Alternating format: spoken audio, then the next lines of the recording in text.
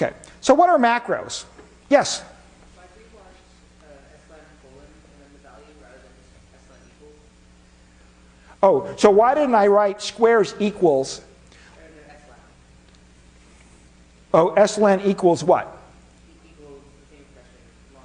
Right, so, oh, equals that? Yeah. Okay, so equals basically is something that happens at assembly time, which is to evaluate an expression.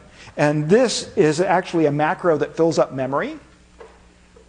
Right, and so something equals a macro doesn't, the macros don't have values. Their job, they don't have a value, but their job is to actually add some more bytes to memory. Right, so we use S-len colon to basically say, please grab me the value of dot. Please get me the address of the memory locations that are about to be filled by this long macro. Yes? So squares colon says set the variable squares to be the location you're at now? And in fact, it will set it to be, if I actually looked in the symbol table, I would discover what the assembler has remembered for the value of the symbol squares is the number hex 1000. So then what exactly does it mean when you have the list of numbers after?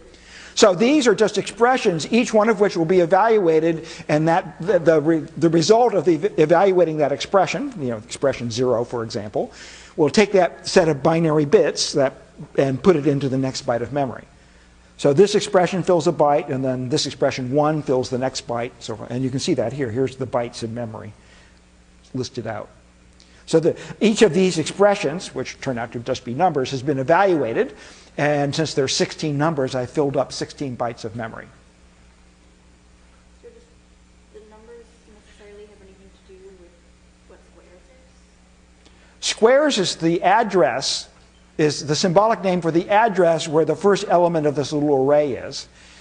Then I'm specifying the contents of the array element by element after that. Okay, so what are macros? Well, macros are, and they're very dumb. I'll tell you right now, they're very dumb. I define a macro, so here's the name of a macro. They take a parenthesized list of arguments, and they simply do simple text substitution. So if I write consec 37, okay, the assembler, when it says, okay, consec is a macro, so I wrote consec 37, it's going to it's going to replace this statement with the expansion. It's going to lexically substitute the characters 37 wherever n appears in the body of the macro. So the first thing the assembler does is expand that into this, expanding the body of the macro to look like so.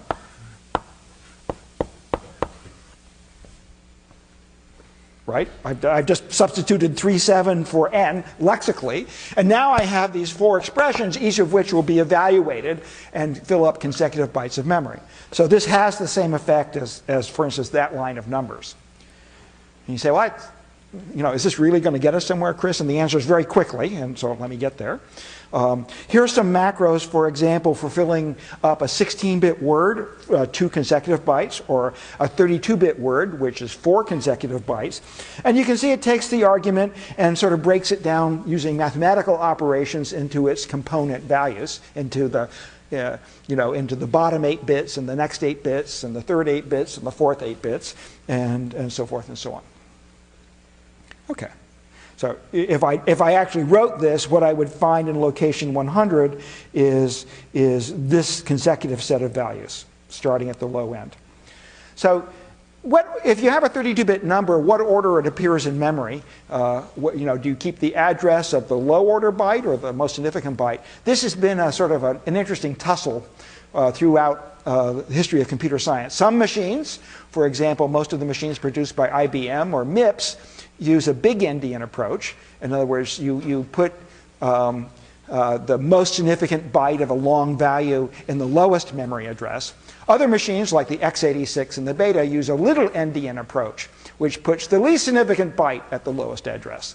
And it's exactly equivalent so long as a convention, so long you're consistent. That's all, by the way, taken from the name, those names came from Gulliver's Travels. 1726, Jonathan Swift wrote Gulliver's Travels. And the 2 people on this island fought over which end of the egg you should open. If you have a soft-boiled egg, you're going to eat it. Do you crack open the little end of the egg or the big end of the egg? to eat it. And so they got known as little endiers and big endiers. So when people started having this fight about how to put multi-byte values into memory, which goes at the lowest address, a guy named Danny Cohen actually wrote this very nice article saying, it's absolutely equivalent, it's just a convention, we just have to be consistent. So hence the little endier and big endier. So we're a little endier group here, but no political statement implied.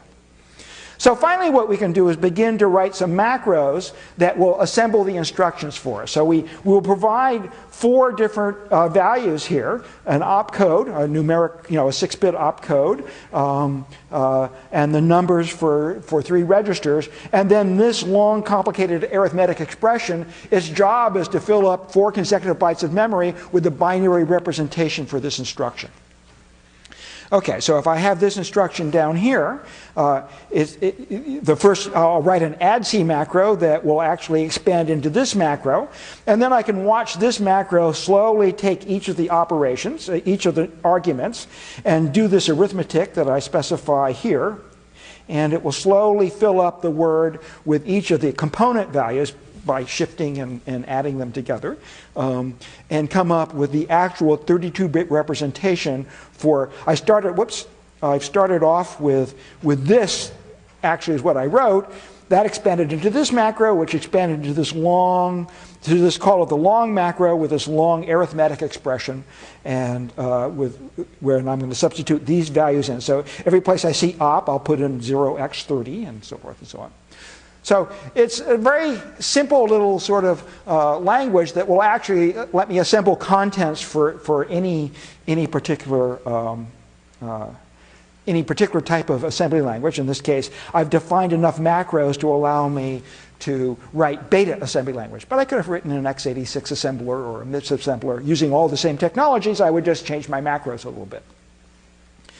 I'm not going to go through this line by line, but you can see there's all these layers of macros. The thing slowly expands. We finally get some numbers expressions to evaluate, and then some numbers, and then finally we end up with the actual binary pattern after many layers of macro expansion, the actual binary pattern that ends up in memory. We define ourselves some convenience macros. So if we want an unconditional branch to a particular location nearby, we can do that, which, we can say, look, BEQ R31 is not the most obvious implementation of an unconditional branch. So, okay, so much for assembly language.